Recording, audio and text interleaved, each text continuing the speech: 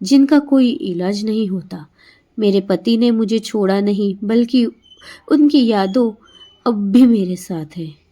विवेक ने उसकी आंखों में देखा और कहा, यादें हमें रोकती नहीं बल्कि सिखाती है। शायद वो चाहते थे कि आप अपनी जिंदगी को फिर से जिए। विवेक की बातें माधवी के दिल को छू गई।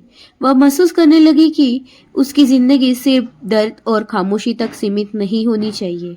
उसने पहली बार अपने भीतर एक नई उम्मीद को जन्म लेते हुए देखा। माधवी ने अपने दिल की बातों को लिखना शुरू किया। वह अपनी भावनाओं को कागज पर उतारने लगी। विवेक ने उसे सिखाया कि हर इंसान की कहानी में एक नया अध्याय जोड़ने की गुंजाइश होती है। माधवी और विवेक के बीच का रिश्ता गहराता गया। दोनों एक दूसरे के सहारे अपनी जिंदगी के अधूरे हिस्से को भरने लगे। माधवी को लगा जैसे आर्यन की यादें अब भी उसके साथ है, लेकिन एक नए रूप में। एक साल बाद जब गांव में एक स्कूल में वार्षिक उत्सव मनाया जा रहा था, विवेक ने माधवी के सामने सबके बीच एक सवाल रखा। माधवी, क्या तुम मेरी जिंदगी का हिस्सा बनोगी?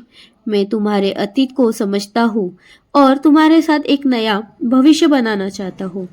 माधवी की आंखों में आंसू थे, लेकिन धीरे से कहा, हाँ, लेकिन मेरे अतीत के साथ। विवेक और माधवी ने मिलकर एक नया जीवन शुरू किया।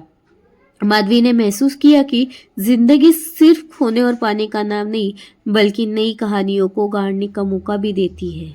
उसकी खिड़की अब भी जंगल की ओर खुलती थी, लेकिन अब वह किसी अधूरी तलाश में नहीं, बल्कि सुबह की नई उम्मीद को देखती थी। हर खामोशी के पीछे एक नई डोर होती है, जो हमें फिर से जीने का मौका देती है। Thanks for watching. Subscribe for more videos.